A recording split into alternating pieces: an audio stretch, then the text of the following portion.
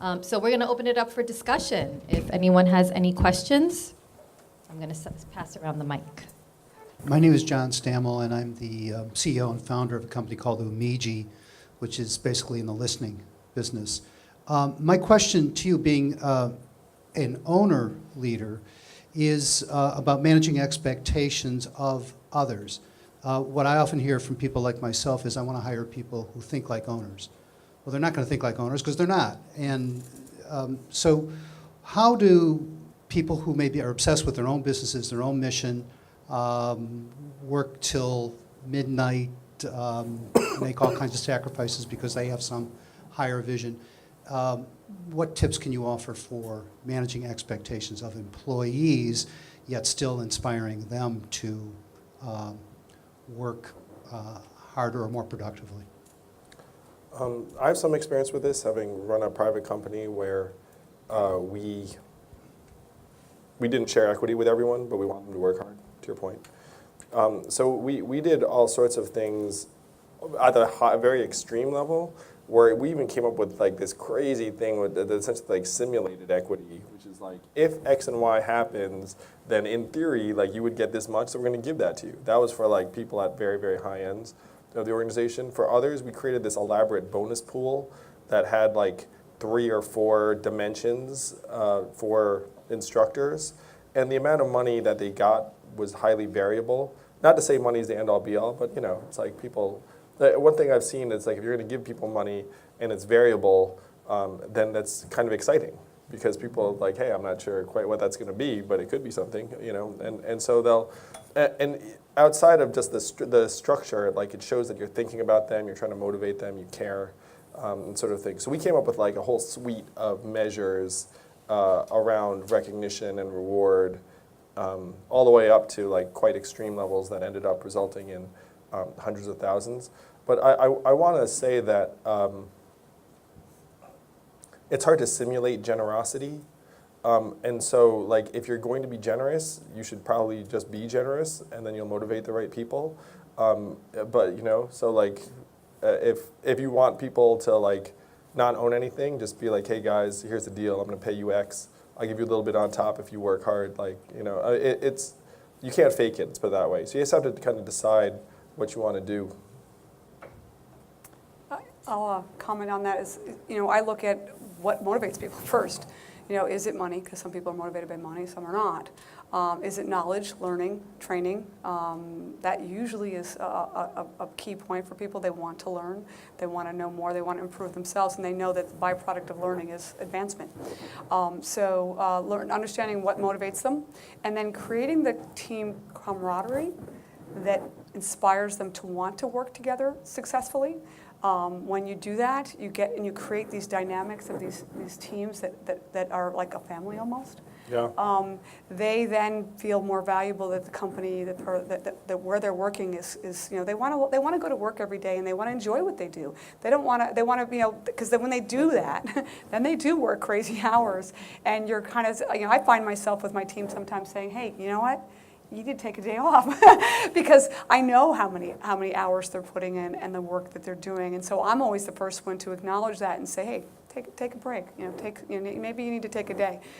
So when you see people working really hard, it's acknowledging them and understanding what motivates and triggers them, and providing them the environment to want to work hard. My name is Marshall Tarley. I'm with Latino Consulting Group. We do leadership consulting, and I've also been director of leadership development for a major international organization. I would just add one thing to what these great people said, which is, what's their stake in your vision? If they feel a stake, they feel a stake in your outcome, it becomes their outcome. But the question that I have is, I see so many organizations where people go in motivated and they become demotivated by the organization. Yes. So why do you think the kind of leadership you're talking about that we need, why is it so rare? Why do we find it so rarely? Yeah. Wow, that and the meaning of life. I think one of the things that you mentioned was that when somebody comes into a company and they're really excited and then they get demotivated, right? That's a disease, and I see it all the time. It is. I call it a virus, and usually it's carried by somebody. And so it's cutting that virus out. And it doesn't mean that person necessarily is, you're having them leave the company, but you might pluck them from that team and pluck somebody else in, right? So it's really, as a manager or a leader of a team or an organization, you really have to watch for the viruses, and you have to get rid of them quickly, because it will spread. I just have to say, I totally agree with what you just said. Like, there's such a dearth of leadership in most organizations, really in the country. It's why I started Venture for America, is that I was so agitated by the total lack. If you were to say, you were to identify reasons why in a large organization, a lot of it's just like the age and development organization, where if you get to a certain size, you have to implement processes just to make sure everything works. And then if you're a junior employee come in, it's you run into X processes, you get demotivated. That's the reality of large organizations. But big picture, I totally agree with you that there's this, and part of it's that I think leadership is not necessarily being rewarded in a lot of contexts, in part because leadership ends up running against the numbers in many environments. If you're hey, I'm a great leader and I hit my numbers all the time, that's one thing, and then it's turns out maybe my employees are doing something a little bit not great to hit those numbers, and then leadership is going to go against the numbers. Right now, we're unfortunately, in my opinion, very, very numbers driven. It's a tyranny of numbers, and that's kind of corroding or ironing out or stamping out many forms of leadership. So it's a huge problem, man. If we could fix that, we could fix everything. So, on the good news side, because there is such a dearth of leadership skills, may your consulting firm live long and prosper. You will have business forever. My observation in large organizations, I'm sure you saw the same at Microsoft, is we don't teach leadership skills. We don't teach people how to coach and train people. We don't teach people how to inspire. We don't teach people how to create a followership. Yep. What we do teach is managerial skills, Yeah. and this is the issue. So when you think of developing people up in an organization, I think it's true for both small and large organizations. You hire somebody because they're really good at what they do. You bring them in as a salesperson. You bring them in as an accountant. They're really good at they got a promotion. They get a promotion. Take people with individual skills, and then you go, we need a manager of the department, because you are really a great accountant. So you get people with hard skills, and then I remember one really great company that I worked for. I was my first role as a manager. I managed a group of people, and the training for that was here are the forms for the performance review. This is the timing. This is how you do merit increases. There were no soft skills taught at all. No. And I'm thinking, you've got to be freaking kidding me. Yeah, absolutely. And you'll often find in large organizations that people will say, that person topped out. They were a great individual contributor, and they never made it to be a great leader. I wonder what happened. Well, because we never taught them to be leader. So one thing would be interesting. You may not deal in that level. You may deal at a much higher level. But I would love for firms to be around to help develop leaders as they're just entering leadership. I do a lot of volunteer work in addition to my board work, and one is I'm on the with an organization called Women in America, and we try to catch us old birds, a whole bunch of women who have gotten to the C-suite, CEO, blah, blah, blah, is that we try to catch women at the tenure of 7 to 10 years into their careers. Because that is what we found the sweet spot for women, either really taking off and making it big and managing large groups of people, men and women, but we deal with women, or flailing out. And we try to teach them from the perspective of a person not in their organization, but somebody who has been through around the block several times, what it means to be a true leader. So, if everybody pitches in, We do it for free. You would charge, but you know, whatever. It's a good thing. Actually, can I comment on this? I could comment Microphone. on both of you guys. But I will say a couple of things we do. One is I think that people get demotivated because they get stepped on. And I think that people don't act like owners because they're not encouraged or allowed to. I agree with the concept of being allowed to fail. So just a couple of things that we do. One is I hate titles. I hate titles. I have a whole bunch of people with no titles. And because I think titles are great for really senior people because they can present themselves to the outside world as really senior people. And they stifle the junior people because the client doesn't want to be talking to somebody who's only an analyst or they're only an associate. So you take the titles away and you let people do what they can do. And it's amazing how the young guy can do amazing things. You have to watch him. You have to motivate him. All right? But to let them rise to their level of competence is also something I did in the Marine Corps. To let that corporal do what he can do and not stifle him because he's only a corporal builds that sense of ownership. I think that your comment that, you know, some people are motivated by money, some people are not. I spent a long time in the Marine Corps where people are not particularly motivated by money, but they're motivated by the mission of the organization. Yeah. If you can combine that also, thus, with motivating people by money. So in our organization, we're in the deal world. Different people are in different deals. When we close a deal, everybody in the company gets a check. The receptionist gets a check. Everybody in the company gets a check. Checks are at different levels. It reminds people that we're all in this together. It reminds people why we're here. It helps motivate people to work together. It helps break down silos. So it's not, well, if he did a deal, he got a check, but I didn't, so why should I help him on this deal, right? Everybody gets a check, and everybody knows exactly how much the check is for. They know we close a deal, this is how much you get a check for. And you combine that with allowing people to be adults. I admit there are some things that we do as a small company that are tougher to do in larger companies. We have no vacation policy. We have no personal days, we have no sick days, and we don't have 2 weeks of vacation, right? If you're sick, go home and be sick. Let's treat them like an adult. If you need a personal day because they're delivering the refrigerator and that's where you need to be, go home and take care of the refrigerator. Tell your bosses, tell your people, right? And if you want to go to Australia for 3 weeks for a vacation, arrange it with your people so that you're not leaving them in the lurch. And we try to treat people like adults. When you treat them like adults, I believe you don't lose them. You don't demotivate them. Right?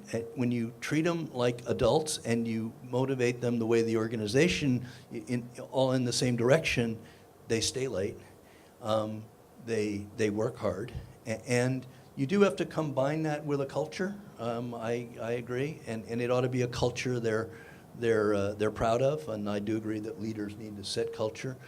But I think you need to not step on them, and you need to not treat them like kids. Yeah, great. And I think the culture of the company and making sure that everybody understands the mission of the organization and that everybody believes in it. And that everybody's proud of it. Exactly, yeah. That they feel good about that. And even if you're not doing, you know, it's the social good too, right? A lot of people, some companies for-profit organizations, there's some, there needs to be something in there that the for-profit is doing for a social impact. Because people, you'll find that people are much more passionate about a for-profit company when they see them doing that, when they see them being socially, you know, giving back to the community and the environment they work in. Hi. Well, hi, I'm Robert Reese. And first, Russell, thank you. This is a really intelligent conversation I'm enjoying.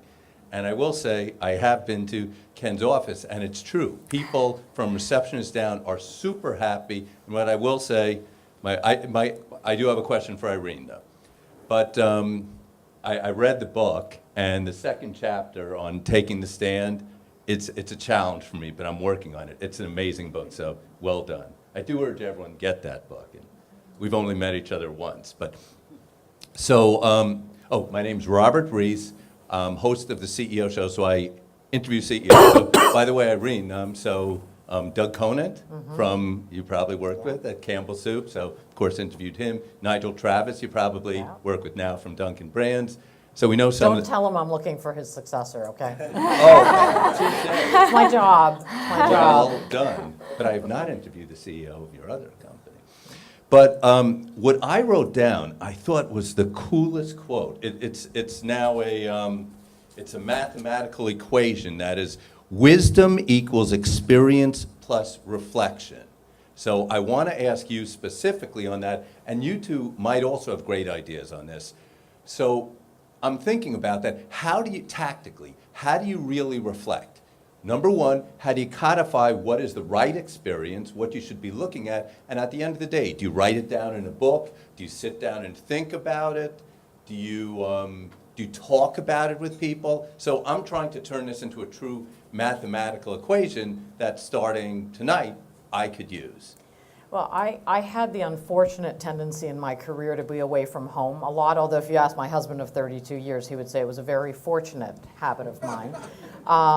But I had very, very long commutes and a lot of international travel. And so I had a lot of time to reflect. And I would try to get through the discipline of, because I'm a very, I'm an ideas person, and I go from transformation to transformation situation. So I like new and exciting. So it's hard to tie my mind down into a daily discipline. Like yoga is completely beyond me.